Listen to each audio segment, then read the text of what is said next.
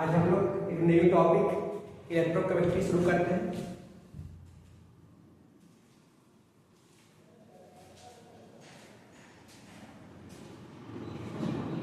Electrochemistry हम लोग electrochemistry में स्टडी करते हैं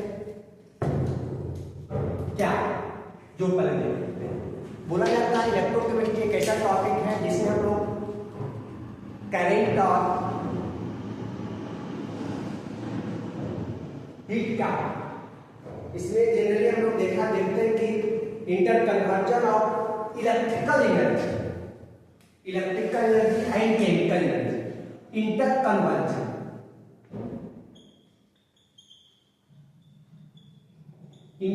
conversion of electrical energy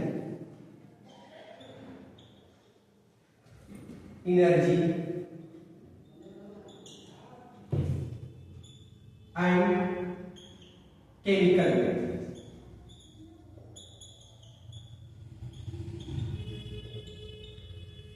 clear? बोला जाता है इलेक्ट्रोकेमिस्ट्री एक ऐसा टॉपिक है जिसमें हम लोग एक इलेक्ट्रिकल एनर्जी और केमिकल एनर्जी का इंटर कन्वर्जन के बारे में स्टडी करें। इलेक्ट्रिकल टू केमिकल भी आ सकता है और केमिकल टू इलेक्ट्रिकल भी हम लोग कन्वर्ट कर सकते हैं। क्लियर? केमिकल टू इलेक्ट्रिकल या तो इलेक्ट्रिकल टू केमिकल। तो बोला जाता है कि इसमें हम लोग दो इंस्ट्रूमेंट का यूज करते हैं। फर्स्ट टाइम यदि हम लोग केमिकल एनर्जी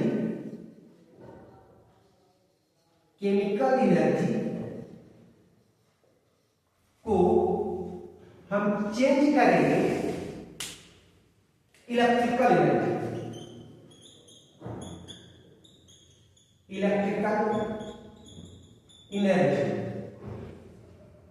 तो केमिकल एनर्जी को इलेक्ट्रिकल एनर्जी में जब चेंज करते हैं तो इसमें एक डिवाइस यूज करते हैं, इसको लोग बोलते हैं इलेक्ट्रोकेमिकल सेल बोलते हैं, इलेक्ट्रोकेमिकल सेल। और यदि हम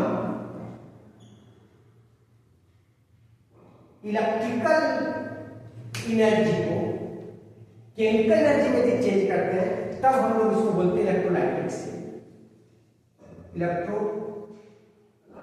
इलेक्ट्रोलाइटिक सेल। तो बोला जाता है कि हम लोग इलेक्ट्रोकेमिस्ट्री में इंटर कन्वर्जन करेंगे electrical energy to chemical energy या तो chemical energy to electrical energy. तो हम लोग इस टॉपिक को दो पार्ट में स्टडी करेंगे, एक इलेक्ट्रोकेमिकल सेल के फॉर्म में और दूसरा इलेक्ट्रोलाइटिक सेल में या तो इलेक्ट्रोलाइसिस सेल इसको बोलते हैं। तो हम लोग फर्स्ट टाइम में इसको हम लोग इलेक्ट्रोकेमिकल सेल को शुरू करते हैं। क्लियर? जिसमें हम लोग क्या करेंगे तो केमिकल एनर्जी इसमें इलेक्ट्रिकल एनर्जी में कन्वर्ट करना शुरू करेंगे। तो देखते हैं इसमें हम लोग क्या करते हैं।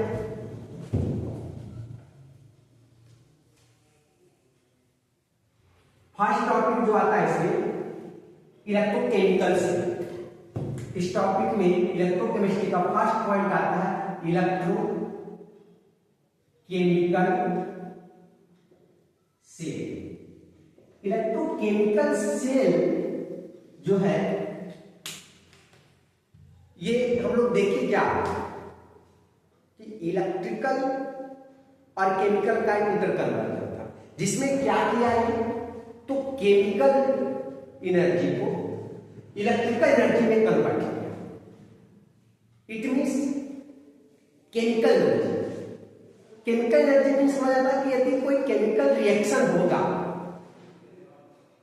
तो उस केमिकल रिएक्शन में हम लोग पहले केमिकल रिएक्शन को करवाएंगे और जब केमिकल रिएक्शन होगा तो करंट सप्लाई होगा। केमिकल रिएक्शन टू कन्वर्ट या केमिकल एनर्जी कन्वर्ट होगा इसमें तो इलेक्ट्रिकल एनर्जी। तो बोला जाता है इस डिवाइस जो है इस डिवाइस को गैल्वेनिक नाम का साइंटिस्ट बनाया था। तो इस सेल को गैल्वेनिक सेल के नाम से भी जानते हैं या तो फिर वोल्टिक सेल भी बोला जाता है। क्लियर? तो इसको हम लोग गैल्वेनिक सेल भी लिख सकते हैं और वोल्टिक सेल भी लिख सकते हैं। तो इलेक्ट्रोकेमिकल सेल में हम लोग सिंपली बात किए कि जो केमिकल एनर्जी इलेक्ट्रिकल एनर्जी में कन्वर्ट करते हैं। तो इसमें क्या होता है, हम एक सिंपल सी बात करते हैं कि केमिकल एनर्जी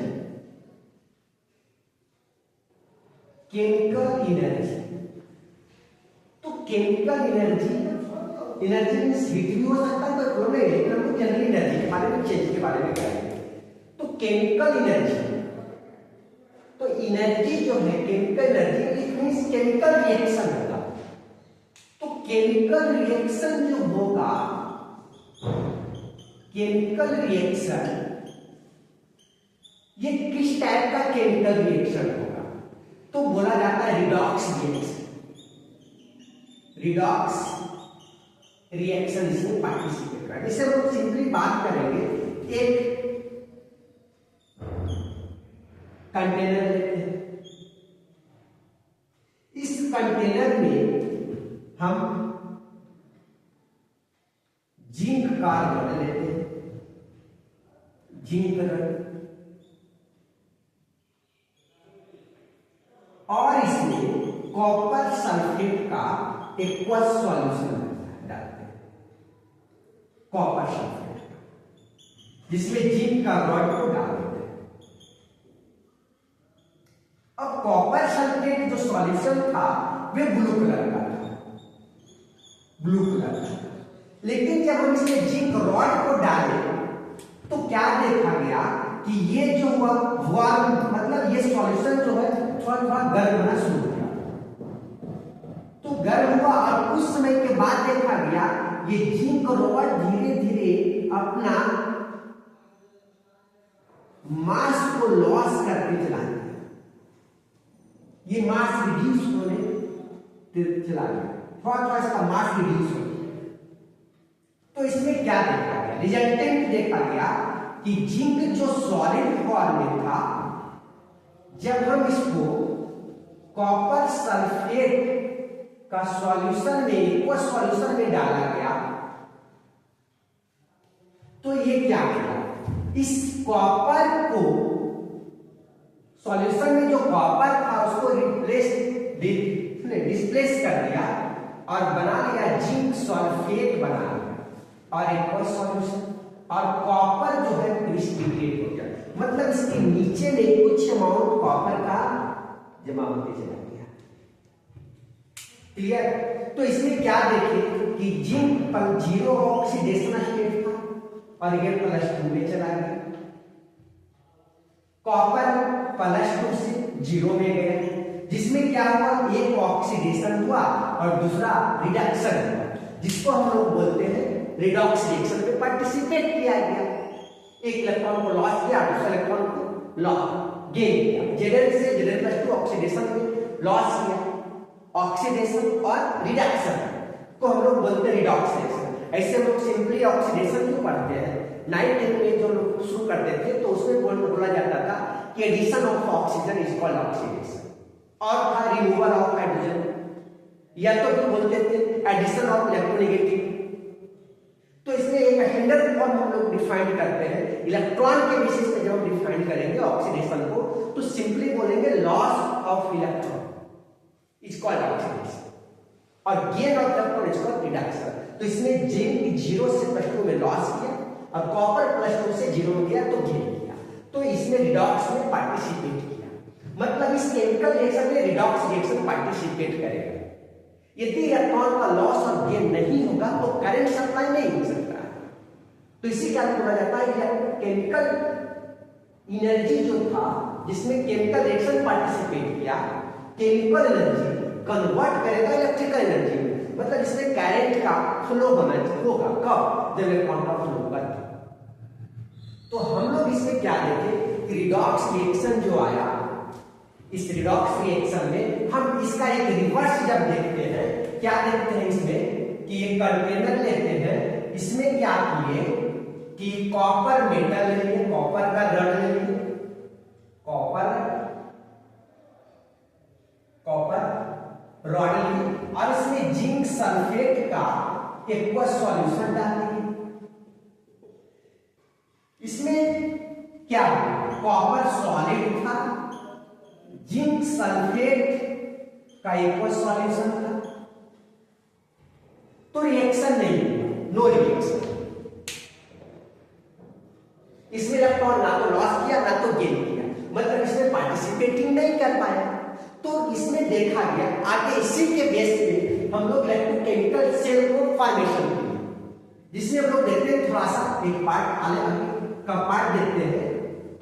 क्या देखते हैं, जो बताते हैं, जो इसमें रिडॉक्स रिएक्शन पार्टिसिपेट किया इलेक्ट्रोकेमिकल सेल में, इलेक्ट्रोकेमिकल सेल में जो रिएक्शन पार्टिसिपेट किया रिडॉक्स, वो रिडॉक्स रिएक्शन दो टाइप का होगा। एक होगा डायरेक्ट रिडॉक्स रिएक्शन और एक होगा indirect redox reaction. Direct redox reaction किसको बोलते हैं, तो बोला जाता है डायरेक्ट रिडॉक्स रिएक्शन जो होता है जिसमें कंटेनर एक ही होगा और उसी कंटेनर में दो सब्सटेंस, एक सब्सटेंस का ऑक्सीडेशन और दूसरा सब्सटेंस का रिडक्शन, तो उसको बोलेंगे डायरेक्ट रिडॉक्स रिएक्शन। और एक आएगा इनडायरेक्ट रिडॉक्स रिएक्शन। तो इनडायरेक्ट रिडॉक्स रिएक्शन में क्या होगा, कंटेनर दो होगा जिसमें एक कंटेनर में ऑक्सीडेशन को लेते हैं और दूसरा कंटेनर में रिडक्शन को लेते हैं, जिसको हम लोग बोलते हैं एक कंटेनर में ऑक्सीडेशन हाफ रिएक्शन होगा और सेकेंड कंटेनर जो होगा वो रिडक्शन हाफ रिएक्शन होगा। और जब दोनों को कंबाइन करेंगे तो वो रिडॉक्स बन जाएगा, sum of oxidation half and reduction half reaction are called redox. लेकिन यहाँ पर प्रॉब्लम क्या था कि दोनों ऑक्सीडेशन और रिडक्शन को सेपरेट प्रेशर में रखते हैं। तो बोला जाता है कि इस टाइप का यदि रिडॉक्स रिएक्शन आएगा, if oxidation half and reduction half reaction occurs in separate vessel, these redox reaction are called indirect redox reaction। अब ये इनडायरेक्ट रिडॉक्स रिएक्शन जो आया वो बोला जाता है कि ये केमिकल एनर्जी को इलेक्ट्रिकल एनर्जी में कन्वर्ट करता है। तो इलेक्ट्रोलाइटिक सेल जो होगा वो इनडायरेक्ट रिडॉक्स रिएक्शन में पार्टिसिपेट करवाएगा। क्लियर, कोई डाउट इसमें नहीं होने चाहिए। क्या बोलेंगे कि जो इनडायरेक्ट रिडॉक्स रिएक्शन है, it means oxidation half reduction half different अलग अलग कंटेनर है, तो वो इंस्ट्रूमेंट जो है, वो डिवाइस जो है केमिकल एनर्जी को इलेक्ट्रिकल एनर्जी में कन्वर्ट करेगा और उसी सेल को हम लोग बोलते हैं तो केमिकल सेल। क्लियर। और यदि एक ही कंटेनर में, एक ही वेसल में ऑक्सीडेशन रिडक्शन दोनों हो रहा है तो उस सेल को बोलेंगे इलेक्ट्रोलाइटिक सेल। क्लियर। तो हम लोग शुरू करते हैं इनडायरेक्ट रिडॉक्स रिएक्शन, जिसको हम लोग बोले इलेक्ट्रोकेमिकल सेल। तो इलेक्ट्रोकेमिकल सेल में oxidation half, oxidation half reaction एक कंटेनर में होगा और एक कंटेनर में रिडक्शन हाफ रिएक्शन होगा। क्लियर।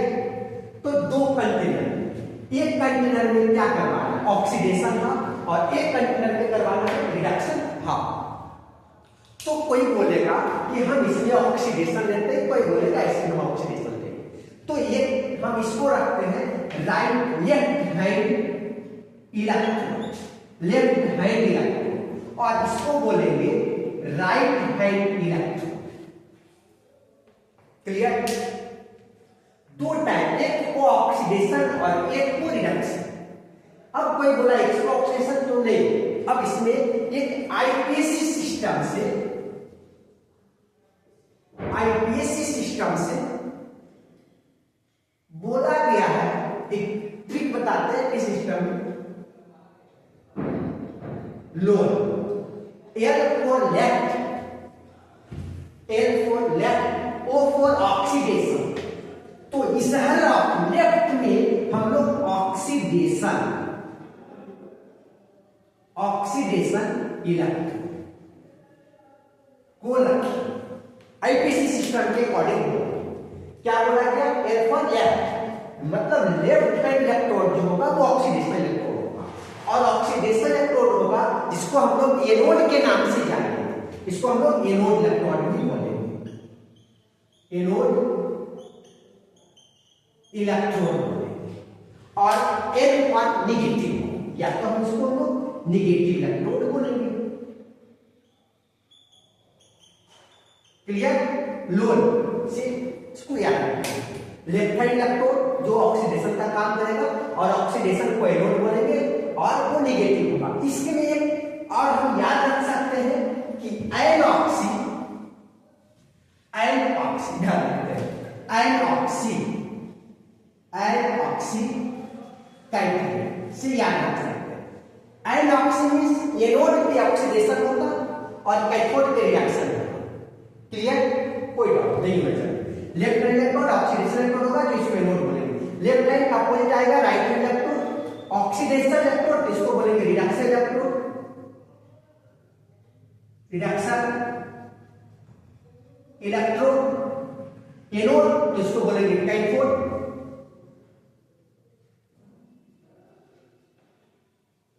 कैथोड। और निगेटिव है तो इधर बोलेंगे पॉजिटिव इलेक्ट्रोड। अब यहां पे हम लोग शुरू करते हैं।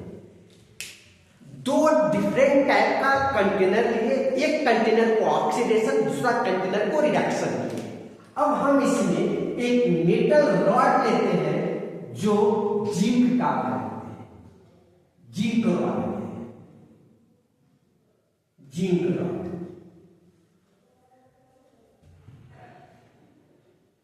Zinc rod. और इधर एक मेटल लिए, उसको हम लोग कॉपर लेंगे, कॉपर, एक जिंक और एक कॉपर का यूज। अब यहां पे जिंक लिया गया है तो जिंक सल्फेट का एक सॉल्यूशन इसमें बना है, एक सॉल्यूशन जिंक सल्फेट का। और इसमें कॉपर लिया गया है तो कॉपर सल्फेट का एक सॉल्यूशन। क्लियर? तो एक्वस सॉल्यूशन है जिसमें कॉपर जो है +2 का फॉर्म में और SO4 सल्फेट -2 का फॉर्म में है। यहां भी क्या होगा, जिंक Zn +2 का फॉर्म और सल्फेट SO4 के -2 का फॉर्म। क्लियर? और यहां से हम एक वायर को कनेक्ट करते हैं और यहां से क्या देखते हैं थोड़ा सा। अभी हमको भी नहीं मालूम कि कौन सा इलेक्ट्रॉन लॉस किया, कौन इलेक्ट्रॉन को गेन किया। तो वो देखा गया इसमें जिंक था, Zn +2 था और SO4, तीन सब्सटेंसेस मिला। एक जिंक मिला, जिंक आयन मिला और एक सल्फेट आयन। अब इसमें कौन है जो इलेक्ट्रॉन को लॉस कर रहा है, क्योंकि ऑक्सीडेशन इलेक्ट्रॉन हम लोग बोलते हैं इसको, ऑक्सीडेशन जो इलेक्ट्रॉन को लॉस करता है। सिंपली इसे याद रखते थे, addition of oxygen, removal of hydrogen या addition of electronegative atom. Clear? तो यहां पर और भी कर सकते हैं एडिशन ऑफ ऑक्सीजन। तो किसी में एडिशन हुआ ऑक्सीजन और ऑक्सीजन जो था इलेक्ट्रोनेगेटिव एटम है, तो नेगेटिव एटम होने के कारण वो इलेक्ट्रॉन को गेन करेगा। तो दूसरा जो सब्सटेंस है जिसमें ऐड हुआ है वो इलेक्ट्रॉन को लॉस किया होगा। तो इस सब्सटेंस में कौन सा ऐसा सब्सटेंस आएगा जो इलेक्ट्रॉन को लॉस कर देगा? तो इसलिए हम लोग सिंपली बोलते हैं कि जो मेटल रहेगा वो इलेक्ट्रॉन को लॉस करने का टेंडेंसी रखेगा। तो इसमें क्या होगा, जिंक जो है इलेक्ट्रॉन को लॉस करेगा, तो इलेक्ट्रॉन का लॉस होगा, इलेक्ट्रॉन का फ्लो इस डायरेक्शन में होगा, left hand electrode to right hand electrode, electron का फ्लो होगा। और जिंक जब इलेक्ट्रॉन का लॉस करेगा तो जिंक मेटल, जिंक जब सॉलिड फॉर्म में था, इलेक्ट्रॉन को लॉस करेगा तो Zn+2 का इक्वस फॉर्म आएगा, 2 इलेक्ट्रॉन को लॉस करेगा, लॉस ऑफ 2 इलेक्ट्रॉन्स। तो ये जिंक जो है Zn+2 में कन्वर्ट होना शुरू करेगा। क्लियर? और जिंक इलेक्ट्रॉन को लॉस करना शुरू होगा तो इसकी चार्ज कैसा, नेगेटिव था। और इसको हम लोग बोलते भी है निगेटिव इलेक्ट्रॉन। क्लियर? अब जिंक +2 इलेक्ट्रॉन आया। अब इधर जब आया तो ये कॉपर इलेक्ट्रोड जो था, कॉपर रड जो था, राइट हैंड इलेक्ट्रोड जो रिडक्शन का काम कर रहा, और इसका क्या टेंडेंसी है? Gain of electron. तो इलेक्ट्रॉन को जब गेन करेगा तो इसमें एक आएगा कॉपर, एक होगा कॉपर +2 और एक होगा SO4 पे -2। तो ये जो आयन होगा, मेटल आयन, वो इलेक्ट्रॉन को क्या करेगा?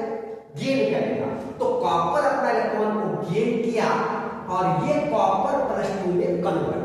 अब इसमें क्या देखते हैं, यहां पे कॉपर +2 इलेक्ट्रॉन को गेन किया, मतलब Cu+2 एक्वस फॉर्म में जो था वो 2 इलेक्ट्रॉन को गेन किया और कन्वर्ट किया Cu+2 aqueous, Cu solid form में कन्वर्ट। मतलब क्या हुआ? It means copper converted into copper, copper ion converted into copper. तो यहां पे इसका मास जो होगा ये मोटा हो जाएगा, मास इस पे डिपोजिट होगा कॉपर, और यहां पे पॉजिटिव चार्ज। तो यहां पे क्या देखिए, जिंक जो है धीरे धीरे इसका थिकनेस होते चल जाएगा, ये मास को रिड्यूस करेगा धीरे धीरे, इसका मास इसका रिड्यूस होते चल जाएगा, क्योंकि जिंक रड जो था सॉलिड +2 में कन्वर्ट हो रहा था और कॉपर +2 जो था कॉपर कन्वर्ट होते गया। अब इसमें क्या था जो देखते हैं थोड़ा सा। अब यहां पे इलेक्ट्रॉन का तो फ्लो हो गया। जब इलेक्ट्रॉन का फ्लो हुआ तो देखा गया कि जिंक इलेक्ट्रॉन मास रिड्यूस किया, लेकिन इससे प्रॉब्लम क्या हुआ? इसमें देखा गया कि जिंक +2 का कंसंट्रेशन इंक्रीज करते चला जाएगा, और इसमें ये जब इसमें कन्वर्ट होगा तो इसका कंसंट्रेशन इंक्रीज कर जाएगा। तो इसको बैलेंस करने के लिए इस सेल में एक अलग से आया इनवर्ट यू शेप एक ट्यूब लगा है, जिसको हम लोग बोलते हैं सॉल्ट ब्रिज के नाम से जानते हैं। इसको हम लोग सॉल्ट ब्रिज बोलते हैं, जिसमें KCl या तो NH4Cl, इसमें स्ट्रॉन्ग इलेक्ट्रोलाइटिक बोला जाता है। Strong acid plus strong base से जो सॉल्ट बनता है उसमें हम लोग इसको डाल देते हैं। अब क्या होता है, इसमें जो ये KCl या NH4Cl कोई भी इलेक्ट्रोलाइटिक यदि हम डालते हैं, ये तो सुटेबल इलेक्ट्रोलाइटिक इसमें डाला जाता है, तो उसके लिए तो आगे कॉन्सेप्ट क्लियर होगा। तो इसमें क्या बोलते हैं कि KCl या NH4Cl डालना है। थोड़ा सा इसको देखते हैं। अब यहाँ पे जब पॉजिटिव आयन इंक्रीज किया कंसंट्रेशन इसमें, तो यहां से ये जो आता है, अगर सॉल्यूशन में KCl का डाला हुआ रहता और यहाँ पे मेम्ब्रेन डाला हुआ रहेगा इस सॉल्ट में, तो यहां से जब पॉजिटिव आयन यहां इंक्रीज किया तो यहां से Cl- आयन यहां से ड्रॉप करेगा, और यहां पे SO4 जो था निगेटिव चार्ज जब किया था, तो इसको बैलेंस करने के लिए इधर से ड्रॉप होगा K+ और इसको चार्ज को बैलेंस करेगा। तो इसमें हम लोग इलेक्ट्रोलाइटिक सेल में क्या देखें, फर्स्ट ये ऑक्सीडेशन हाफ रिएक्शन जो था, जो पार्टिसिपेट किया, जिंक इलेक्ट्रोड अपना धीरे मास को रिड्यूस किया। सेकेंड पॉइंट देखें कि कॉपर जो था, कॉपर इलेक्ट्रोड, इसमें इसका मास डिपोजिट हुआ, जो इलेक्ट्रॉन को गेन किया। फर्स्ट पॉइंट ऑक्सीडेशन हाफ हुआ एनोड पे, रिडक्शन हाफ हुआ कैथोड पे। सेकेंड पॉइंट, अब दोनों को जब हम कंबाइन करेंगे तो बोला जाएगा कि sum of oxidation half and reduction half reaction are called redox, मतलब इसका सेल रिएक्शन जो बना वो दोनों का सम बनेगा। थोड़ा सा इसमें हम लोग देखते हैं कि एनोड पे एक रिएक्शन जो हुआ वो ऑक्सीडेशन हाफ हुआ, एनोड एट एनोड एनोड पे ऑक्सीडेशन जो जिंक सॉलिड था वो कन्वर्ट कर गया किसमें, Zn+2 एक्वस फॉर्म में 2 इलेक्ट्रॉन का लॉस किया, जिसको हम लोग बोलते हैं, इसको फेज चेंजिंग में जब हम इसको सिंबल नोटेशन करेंगे तो जिंक सॉलिड फॉर्म चेंज किया, जिसको फेज चेंजिंग बोलते हैं, कन्वर्ट कर गया Zn+2 एक्वस फॉर्म में। दूसरा कैथोड, जिसको निगेटिव इलेक्ट्रॉन और इसको पॉजिटिव इलेक्ट्रॉन, इसमें क्या हुआ, कॉपर एक्वस सॉल्यूशन में 2 इलेक्ट्रॉन का गेन किया और कन्वर्ट हो गया Cu सॉलिड फॉर्म।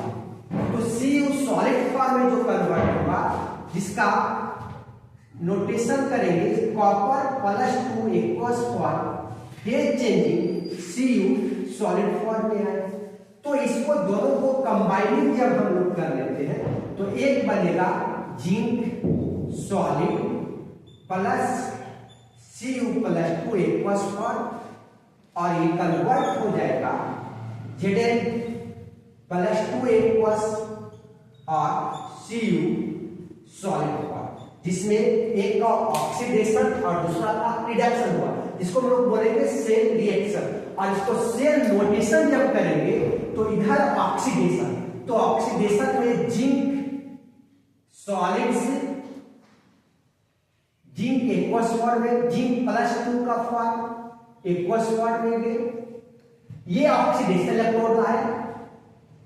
अब इसको हम लोग दोनों के बीच में एक सॉल्ट ब्रिज का सिंबल इस तरह से रखते हैं, और उसके बाद कॉपर+2 एक्वस फॉर्म से कॉपर सॉलिड फॉर्म में कन्वर्ट किया, जिसको हम लोग बोलेंगे सेल नोटेशन के फॉर्म में इसको रखते हैं, एक ऑक्सीडेशन था और दूसरा रिडक्शन था, तो दोनों को कंबाइन कर दिए तो सेल नोटेशन हो गया।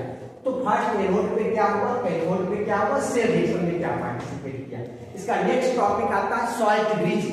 तो सॉल्ट ब्रिज का नेक्स्ट टॉपिक में हम लोग फिर आगे देखते हैं।